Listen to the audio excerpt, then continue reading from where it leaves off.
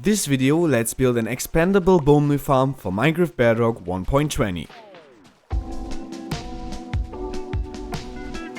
First thing you have to do is to decide on how many of these kelp cells you want to have in your farm. In this case I went with 8 cells, but I recommend using up to 12 cells in one farm. The more cells you have in your farm, the more effective the farm will get, but as you can see, this is already highly effective. Now that we know this, we can start building our farm. To do this, you want to build 4 blocks in a T shape, looking like this, and you want to remove the middle block right here. Then you want to place a redstone repeater in between of these 2 blocks, pointing to that direction. At this side, you want to place a redstone dust on the floor, and on that side, you want to place a redstone torch. As you can see, this will create a redstone clock, and you want to place a lever right at this block and flick it once to shut the system off. Now you want to place 2 redstone dust in these 2 positions, so you have this angle. And now you just want to add more redstone dust. This depends on how many cells you want to have. Of course, I went with 8, so I want to place 8 more redstone dust. Now, after I did this, I want to place sticky pistons in front of the extra redstone I placed. So 1, 2, 3, 4, 5, 6, 7, 8. In front of these pistons, you want to place some sand like this. Now, what you want to do is to remove the blocks that are underneath the sticky piston arms. This is very important, otherwise the farm will not work for you. Now that you did this, you want to place an extra row of sand, but on top of the sticky piston arms, so in these positions right here. Now take yourself some solid blocks, go on top of the sand, and place a line of solid blocks on top of the sticky pistons. Then turn around and place one more row, but this time on top of the sand. Now that you did that, you want to come to one end of your farm, and then you want to place a wall that is 3 by 2, looking like this. You want to do this on the other side as well, so place these 6 blocks in order to have a wall at the side of your sand. Your whole system should be looking like this at that point. Now as the next step, we create the storage system for our whole farm. In order to do this, you want to remove the blocks that are in front of the sand blocks, so all these 8 blocks right here, or of course that depends on how many cells you've got. Then you want to remove these 2 blocks as well, and in these 2 blocks you want to place a double chest like this.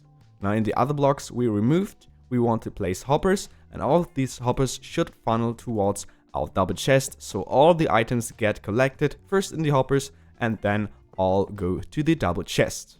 On top of all these hoppers, you want to place some composters. Make sure that you place a composter on top of every hopper.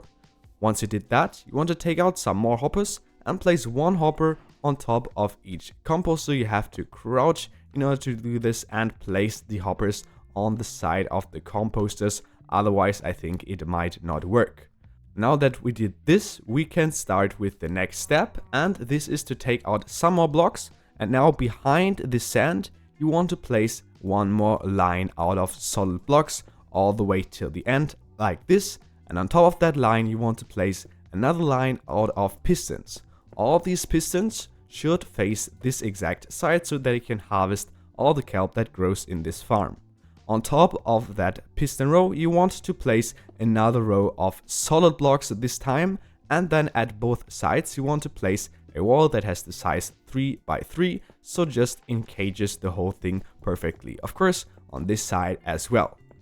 Next, on top of all these hoppers, you want to place a line out of glass panes. By doing this, we ensure that all the items will get collected by the hopper because the glass panes are in full blocks.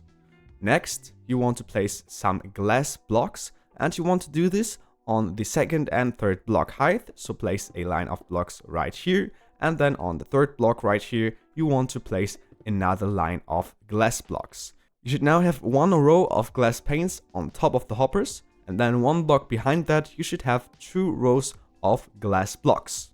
Before we fill the system with some water, I recommend placing 3 more solid blocks in this position and doing the same thing on the other side as well, because sometimes some kelp will glitch out of the farm, and we'll prevent most of that by placing these blocks.